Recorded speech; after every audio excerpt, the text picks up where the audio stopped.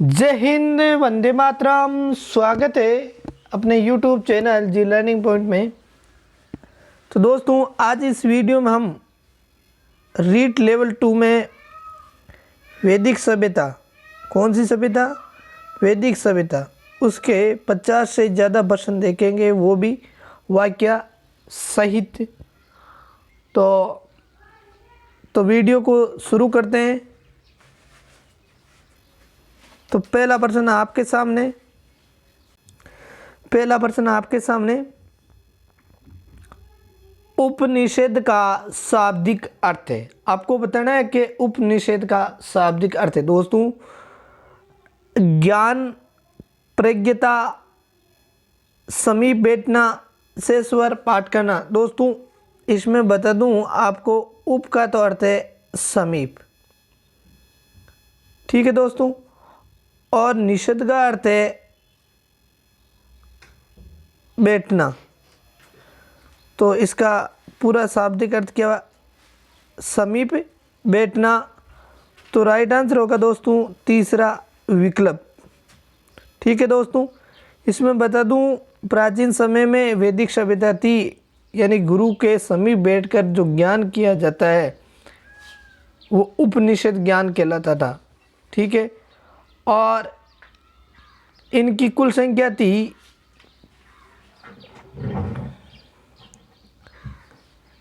108। कितनी थी? 108। इसको वेदांत भी कहा जाता है।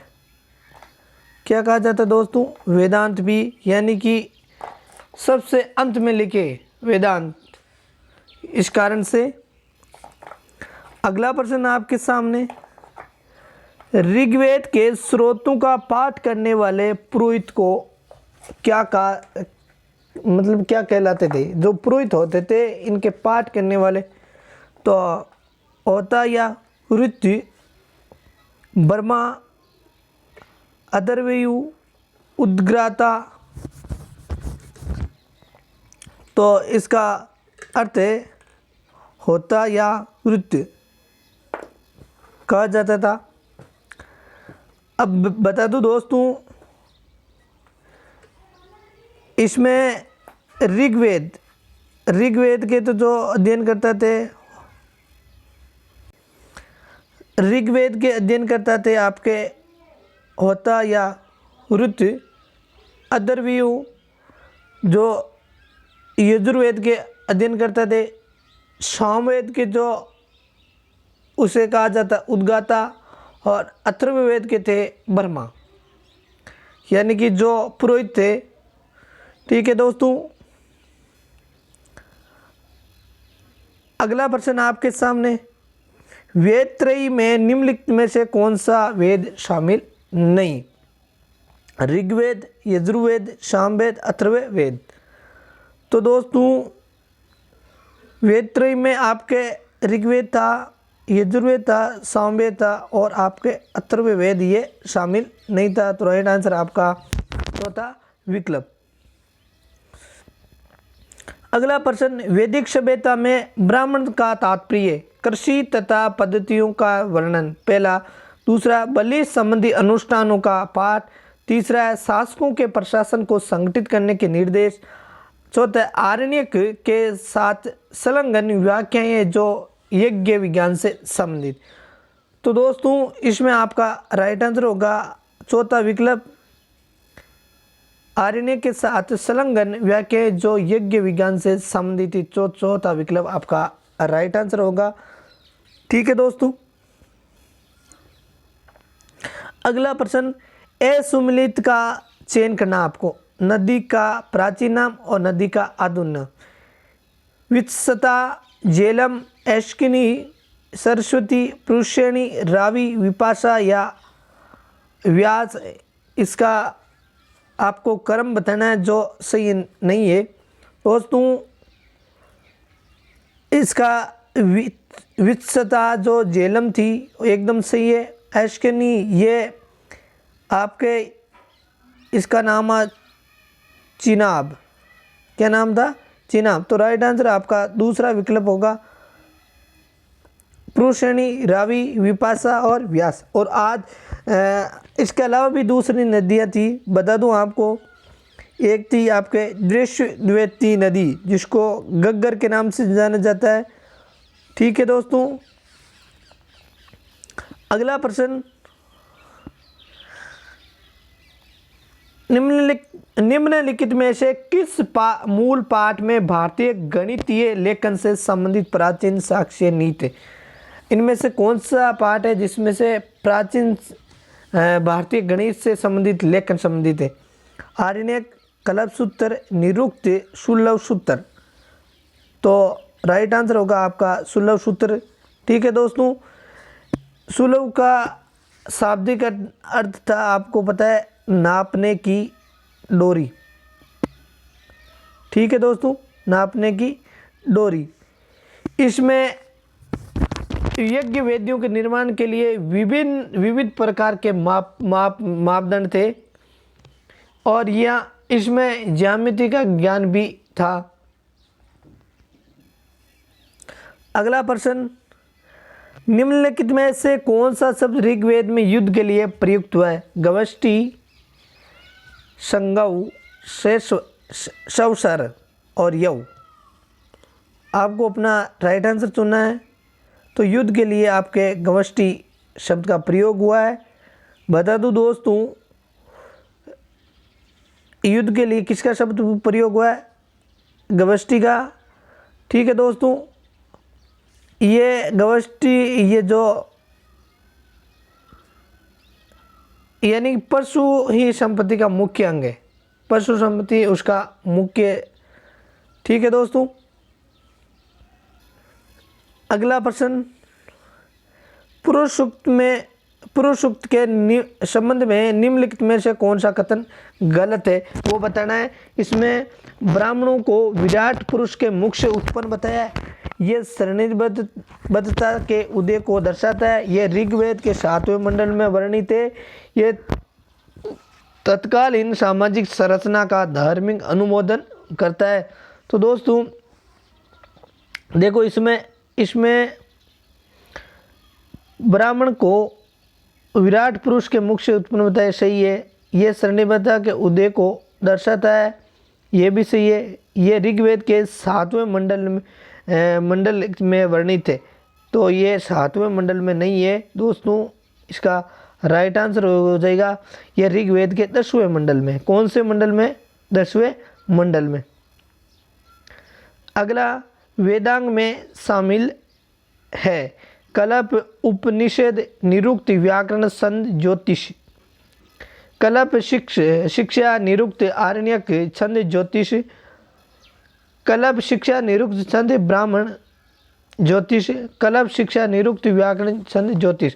तो दोस्तों आपका राइट आंसर होगा चौथा विकल्प। ये राइट आंसर हो जाएगा कि भाई जो वेदांग थे कितने थे? 6। कितने थे? 6। इसमें ये सम 1, 2, 3, 4, 5 और 6 वेदांग थे, वो शामिल थे। यानी इसकी रचना क्यों की गई? यानी कि वेदों का अर्थ समझने या अभिप्राय समझने के लिए। अगला प्रश्न आपके सामने,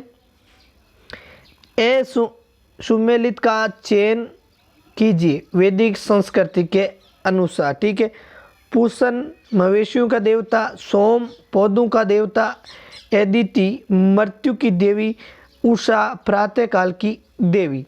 तो दोस्तों इसमें आपका राइट आंसर चुना दोस्तों। इसमें पूषण मवेशियों का देवता, सोम पौधों का देवता, अदिति मृत्यु की देवी। तो दोस्तों ये आपका राइट आंसर हो जाएगा। अदिति आपकी मृत्यु की देवी नहीं थी, ये किसकी थी? प्रकृति की। किसकी देवी थी? प्रकृति की देवी थी। ठीक है दोस्तों, इसमें आपको बता दूं दोस्तों,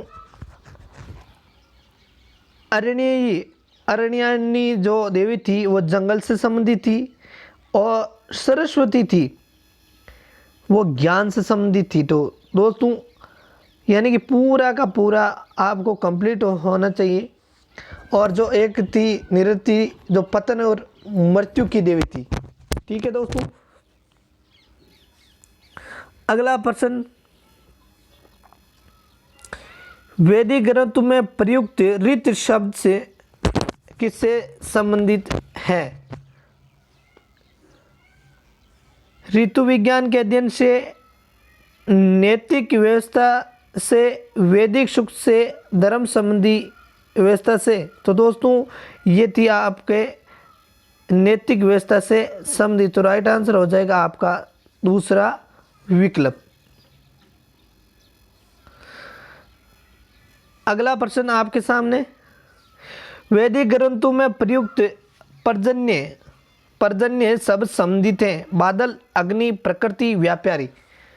तो दोस्तों बता दूं आपको, क्रम से बता दूं, उर्वरा ये किससे संबंधित था?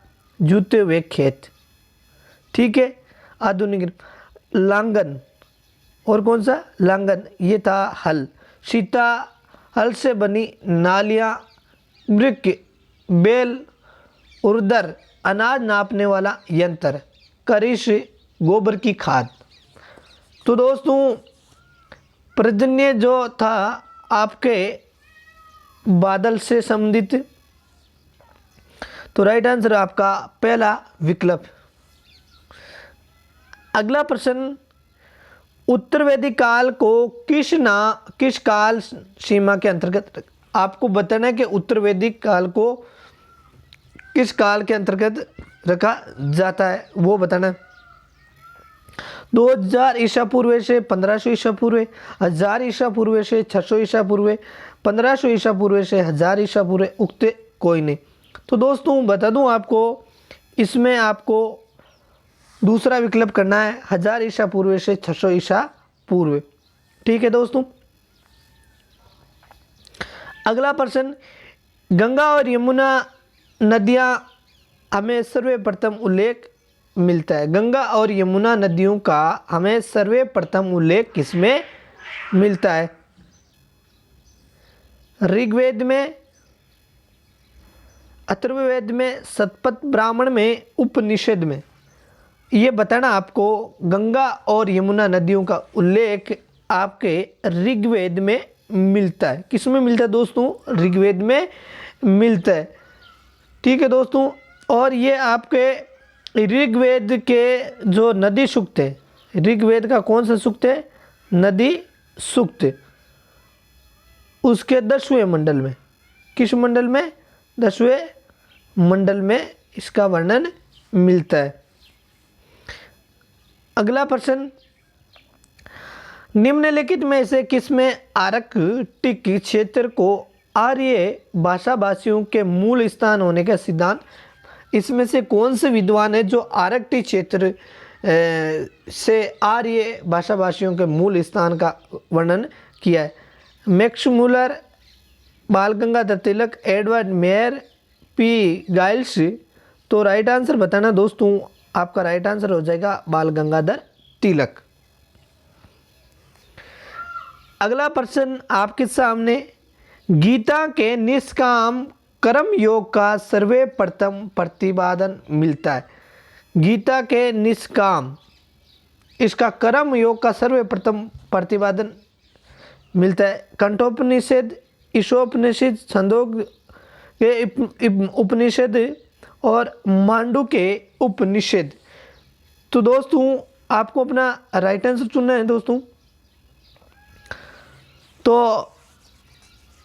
इसमें आपका ईशोपनिषद, इसमें इसका वर्णन मिलता है गीता के निष्काम का। दोस्तों बता दूं आपको कि जो कंठोपनिषद, देखो गीता के निष्काम का वर्णन ये आपके ईशोपनिषद में मिलता है, ठीक है। लेकिन गीता में ये कहा गया आत्मा अमर है, तो ये आपके कंठोपनिषद में मिलता है।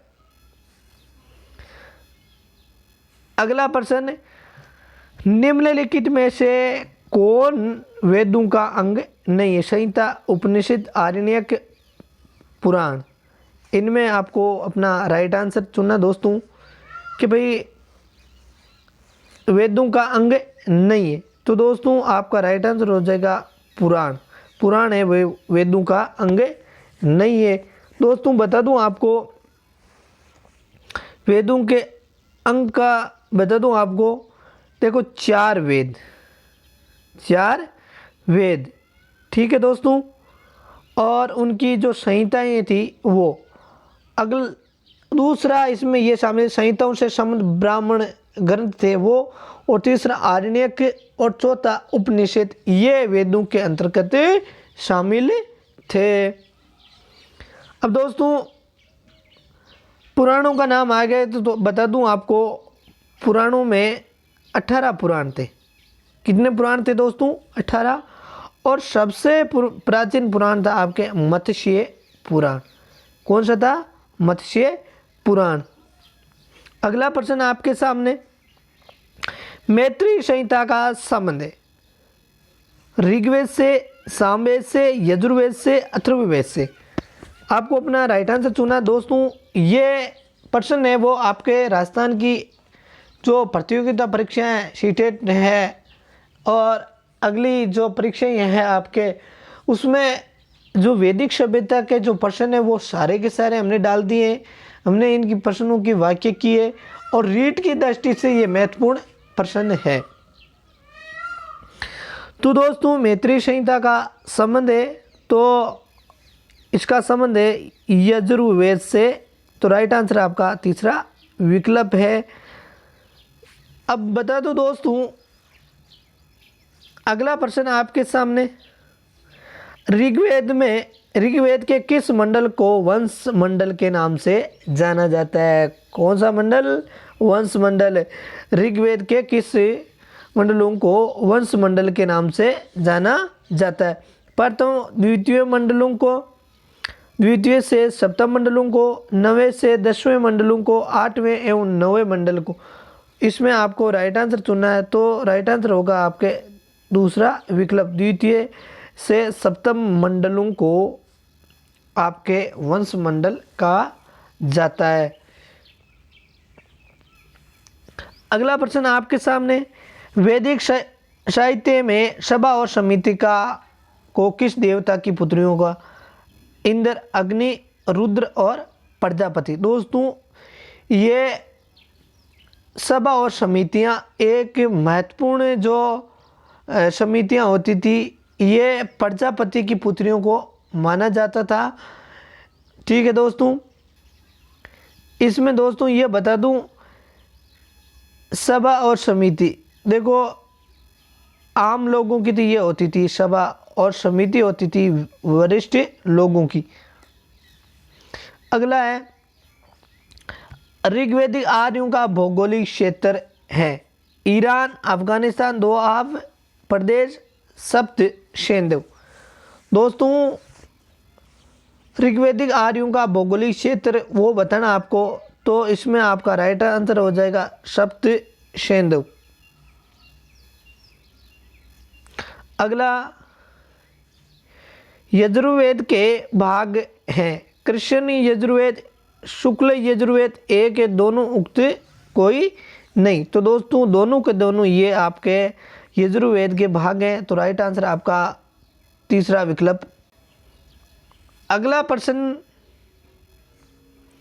अथर्ववेद का अंतिम अध्याय या इसका विषय ईशोपनिषद, आध्यात्मिक चिंतन, मुंडो उपनिषद, मानसिक विद्वेग, छंदोग उपनिषद, आध्यात्मिक चिंतन, कंठोपनिषद, भौतिकवाद। तो दोस्तों अथर्ववेद का अंतिम अध्याय ईशोपनिषद, आध्यात्मिक चिंतन, ठीक है, ये था। इसमें ये बता दूं, अंतिम अध्याय अथर्ववेद का अंतिम अध्याय जिसमें 20 मंडल, कितने मंडल है दोस्तों? 20 मंडल। अगला है, वैदिक काल में राजनीतिक संगठन का अवरोही क्रम है। वैदिक काल में राजनीतिक संगठन का अवरोही क्रम है दोस्तों, बड़े से छोटे की ओर, ठीक है। तो पहले पहला विकल्प ग्राम विश्व जन राष्ट्र कुल, ग्राम जन विश्व राष्ट्र कुल। तीसरा है राष्ट्र विश्व ग्राम विश्व और कुल। चौथा आपके राष्ट्र जन विश्व ग्राम और कुल। तो आपका राइट आंसर होगा चौथा विकल्प, यानी इसमें पहले राष्ट्र आएगा, फिर आपके जन आएगा, अगला आएगा विश्व, फिर आएगा ग्राम और कुल। ठीक है दोस्तों, कुल होती थी आपके राजनीति की जो इकाई थी वो छोटी, कौन सी, छोटी, और राष्ट्र होती थी आपके बड़ी इकाई। ये क्रम था, राष्ट्र, राष्ट्र के बाद में जन, जन के बाद में विश्व, और विश्व के बाद में ग्राम, और ग्राम के बाद में कुल। अगला प्रश्न, ऋग्वेद में वर्णित अणु युद्ध यदु तुर्वश पुरु या दुहा का संबंध था। युद्धों के देवता, युद्धों के नाम से जनपद के मंत्री, 5 प्रमुख जन से, प्रकृति के देवता से, ये बताना आपको। तो दोस्तों इसमें राइट आंसर होगा आपका तीसरा विकल्प, यानी कि ये आपके प्रमुख जो 5 जना थे, 5 जन थे, अणु यदु तुर्वश पुरु दुआ, इनको 5 जना भी कहा जाता था। अगला प्रश्न आपके सामने, कुरुक्षेत्र के निकट क्षेत्रों का कब्जा कर आर्यों ने उस क्षेत्र का क्या नाम रख दिया? ब्रह्मशी प्रदेश, आर्यवर्त, ब्रह्मावर्त, मध्य देश। तो दोस्तों उसका नाम आपको ब्रह्मावर्त रख दिया था। दोस्तों इसका राइट आंसर होगा आपका तीसरा विकल्प। अगला प्रश्न, वैदिक सभ्यता में समाज का स्वरूप कैसा था? किस सभ्यता में दोस्तों? वैदिक सभ्यता में आपको जो समाज का स्वरूप था वो बताना आपको। वेदों का शासन पितृसत्तात्मक, मातृसत्तात्मक उक्त कोई नहीं। तो दोस्तों इसमें राइट आंसर होगा आपके पितृसत्तात्मक, यानी वैदिक सभ्यता में समाज किस प्रकार का था? पितृसत्तात्मक। दोस्तों अगला प्रश्न आपके सामने, किस वेद में पृथ्वी को भारत माता के रूप में स्वीकार किया गया? अथर्ववेद, सामवेद, यजुर्वेद और ऋग्वेद। तो दोस्तों इसमें आपका राइट आंसर हो जाएगा पहला विकल्प। कौन सा विकल्प? पहला विकल्प, यानी अथर्ववेद में पृथ्वी को भारत माता के रूप में स्वीकार किया गया। अगला प्रश्न आपके सामने, ऋग्वेद मूल रूप से निम्नलिखित में से किस भाषा में रचे? पाली, संस्कृत, ब्राह्मी, प्राकृत। दोस्तों राइट आंसर होगा आपका संस्कृत में ये रचा गया था। अगला प्रश्न, वैदिक काल में सेना के सर्वोच्च कमांडर को क्या कहा जाता था? ठीक है दोस्तों, ये बताना आपको। सेनानी, विरजापति, जीवग्रे, बगदूद। तो दोस्तों इसमें आपका राइट आंसर होगा सेनानी। सेनानी को सर्वोच्च कमांडर कहा जाता था। अगला प्रश्न, वैदिक काल में पूर्वी साम्राज्य के शासक को क्या कहा जाता था? वैदिक काल में पूर्वी साम्राज्य को विराट, सौराट, सम्राट, भोज। दोस्तों इसमें आपके सम्राट कहा जाता था। बता दूं दोस्तों इसमें पूर्व में तो आपके सम्राट और मध्य में राजा। मध्य में क्या कहा जाता था? राजा। पश्चिम में सौराष्ट्र। पश्चिम में क्या कहा जाता? सौराष्ट्र। और आपके उत्तर में, उत्तर व दक्षिण में भोज। उत्तर व दक्षिण में क्या कहा जाता था? भोज। अगला प्रश्न आपके सामने, निम्नलिखित में से कौन वैदिक काल की राजनीतिक इकाई नहीं? ग्राम, विश्व, जन और बलि। तो दोस्तों बलि एक प्रथा थी, ये वैदिक काल की राजनीतिक इकाई नहीं थी। दोस्तों वैदिक काल में आपको बताया था मैंने, ग्राम, विश्व, जन जैसे कुल ये राजनीतिक इकाइयाँ थी। अगला प्रश्न आपके सामने, इनमें से किस फसल का ज्ञान वैदिक काल के लोगों को नहीं था? इनमें से किस फसल का ज्ञान वैदिक लोगों को नहीं था? जो गेहूँ, चावल और तंबाकू। तो राइट आंसर होगा आपके तंबाकू। तंबाकू का ज्ञान वैदिक काल के लोगों को नहीं था दोस्तों। ये आपके मुगल काल में आई थी तंबाकू। किस काल में आई थी? मुगल काल में, जो कि जो जहांगीर का काल था उसमें पुर्तगाली आए थे।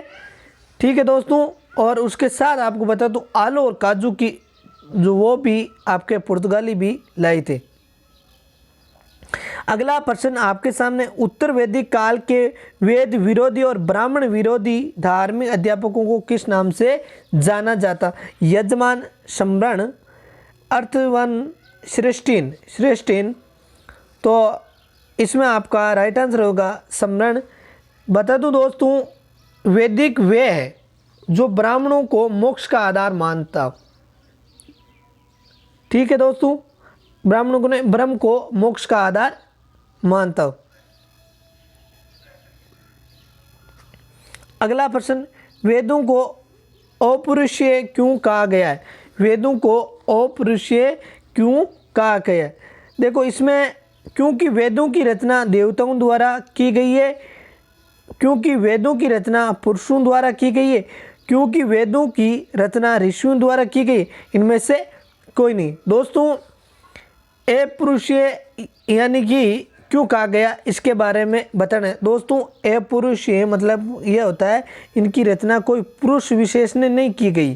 ठीक है दोस्तों, इनकी रचना आपके बता दूं वैदिक जो देवता थे उनके द्वारा इनकी रचना की गई है। तो राइट आंसर आपका पहला विकल्प होगा।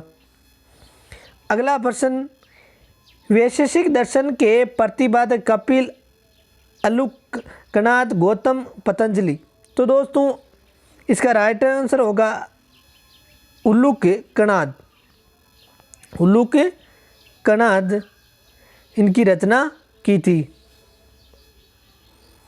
अगला प्रश्न, मीमांसा या पूर्व मीमांसा दर्शन के प्रतिपादक थे? मीमांसा या पूर्व मीमांसा दर्शन के प्रतिपादक थे जैमिनी, बादरायण, कपिल, गौतम। इनमें आपको राइट आंसर चुना दोस्तों। मीमांसा या पूर्व मीमांसा दर्शन के प्रतिपादक थे, तो आपका राइट आंसर होगा बादरायण। ये आपके मीमांसा और पूर्व मीमांसा दर्शन के प्रतिपादक थे। अगला प्रश्न, उत्तर मीमांसा दर्शन के प्रतिपादक थे? किसके? उत्तर मीमांसा दर्शन के प्रतिपादक थे, वो बताना आपको। दोस्तों एक बार फिर वापस ये प्रश्न आपके पूर्व मीमांसा और पूर्व मीमांसा दर्शन के प्रतिपादक थे। तो दोस्तों जैमिनी, बादरायण, कपिल, गौतम। हमने त्रुटिवंश आपका दूसरा विकल्प बताया था, इसमें दूसरा विकल्प नहीं होकर आपका पहला विकल्प होगा।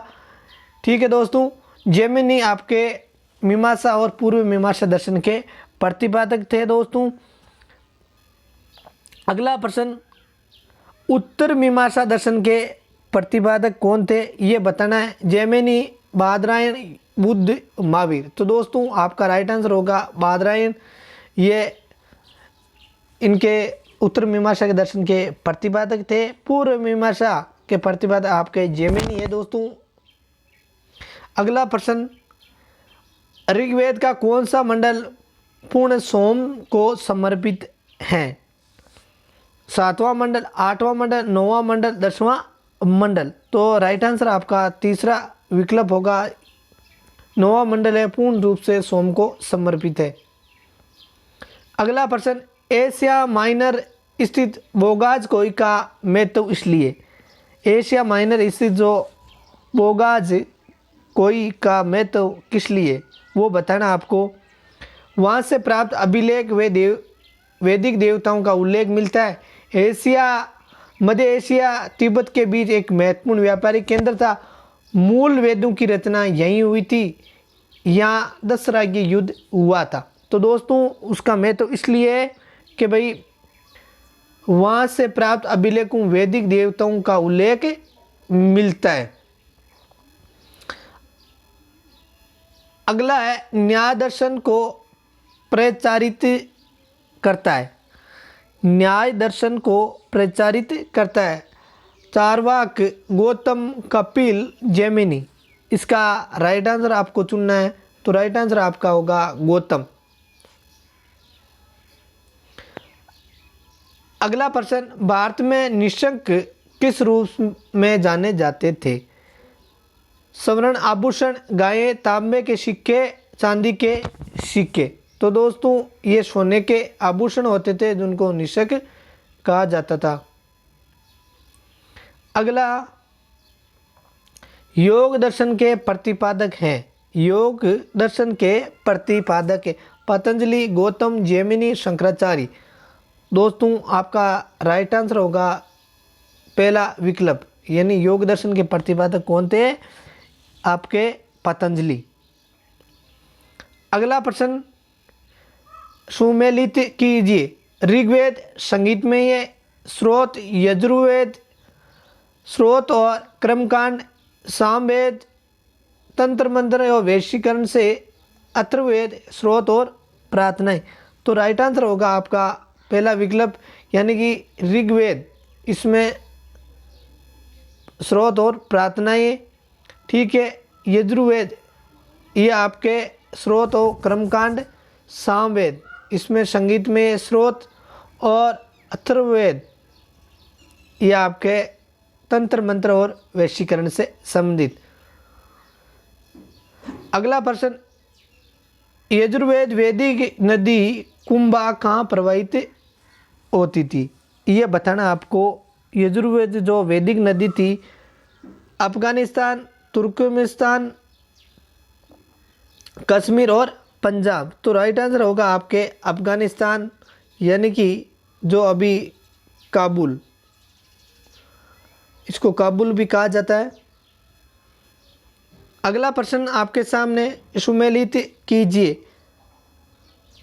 आयुर्वेद ऋग्वेद से संबंधित, धनुर्वेद यजुर्वेद से संबंधित, गंधर्ववेद सामवेद से संबंधित, शिलवेद आपके अथर्ववेद। तो इसको आपको मिलाना है कि भाई कौन कौन किससे संबंधित है, यानी उपवेद है इनके।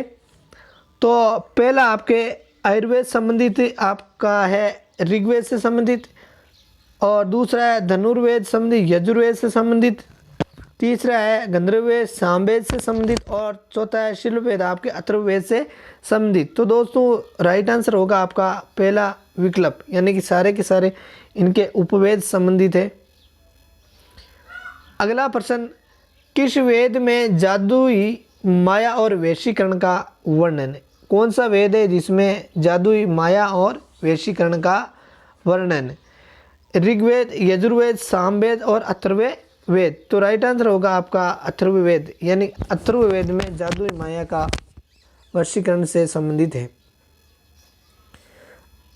अगला प्रश्न, अनुलोम विवाह का अर्थ है, यानी प्राचीन समय में विवाह थे उनके बहुत प्रकार थे। इसमें आपको बताना है कि अनुलोम, उच्च वर्ण पुरुष का निम्न वर्ण नारी से विवाह, निम्न वर्ण पुरुष का उच्च वर्ण नारी के साथ विवाह, उच्च वर्ण पुरुष का उच्च वर्ण नारी के साथ विवाह, निम्न वर्ण पुरुष का निम्न वर्ण नारी के साथ विवाह।